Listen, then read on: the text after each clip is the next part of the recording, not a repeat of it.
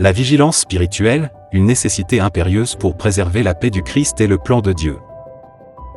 Chaque enfant de Dieu est né avec un plan et une mission spécifiquement conçus par le Créateur. Cependant, nous avons un ennemi commun, Satan.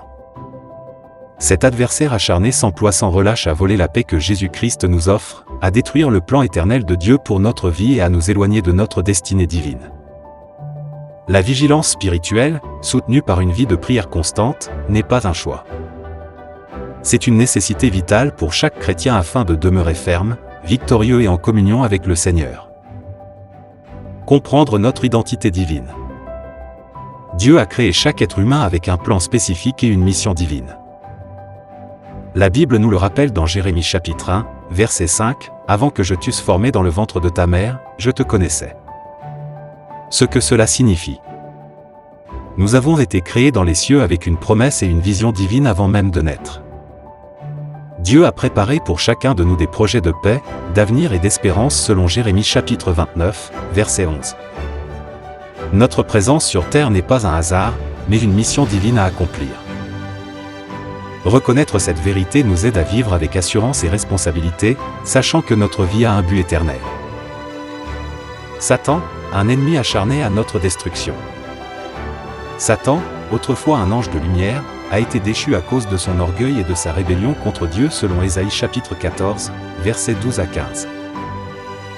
Depuis, il est devenu l'adversaire de Dieu et de tous ses enfants. Ce n'est pas un mythe ou une simple force obscure. Satan est une réalité spirituelle, active et déterminée. La Bible le décrit comme « le père du mensonge » Jean chapitre 8, verset 44, et « l'accusateur des frères » Apocalypse 12, 10. Pourquoi Satan s'attaque-t-il à nous? Il sait que chaque enfant de Dieu a été créé avec une mission divine, un plan éternel préparé dans les cieux. Ce plan glorifie Dieu et apporte la lumière dans un monde de ténèbres. Satan ne peut pas changer ce plan, mais il fait tout pour vous détourner, vous faire douter, vous décourager, et finalement détruire votre relation avec Dieu. Il veut voler votre paix, en semant la confusion, la peur et le doute. Détruire votre foi, en utilisant des épreuves et des attaques spirituelles. Ruiner votre destinée, en vous rendant esclave du péché ou des mensonges. Les trois formes d'attaque de Satan.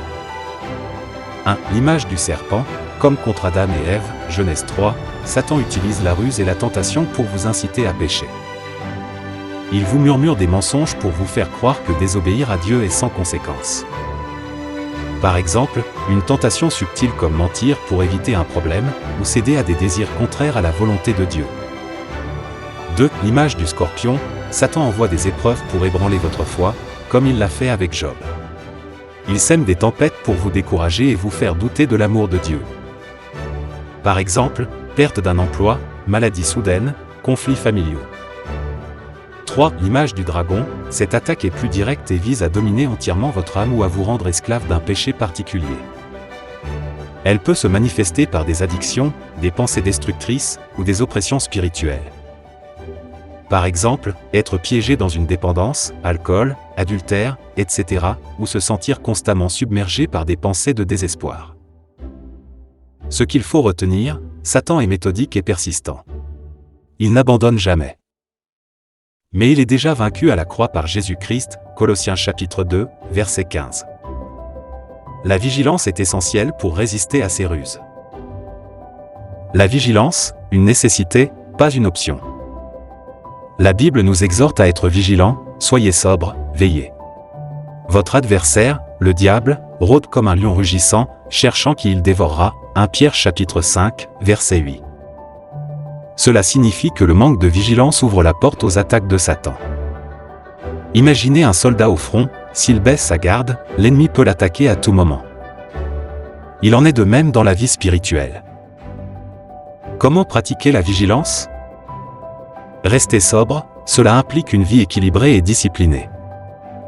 Évitez tout ce qui affaiblit votre esprit ou distrait votre relation avec Dieu, excès, addiction, relations toxiques, etc. Veillez par la prière. La prière de vigilance est une prière active et constante qui demande à Dieu de vous protéger et de vous révéler les pièges de l'ennemi. C'est une conversation permanente avec le Seigneur pour rester en alerte spirituellement. Les conséquences du manque de vigilance. Quand nous ne sommes pas vigilants, les tentations deviennent des chutes. Sans vigilance, nous cédons plus facilement au péché. Les épreuves deviennent insurmontables, nous perdons notre paix et notre foi face aux tempêtes. Les pièges de Satan nous enferment, nous devenons esclaves d'habitudes destructrices. Ce qu'il faut retenir, la vigilance n'est pas facultative. C'est une posture spirituelle impérative pour vivre en victoire.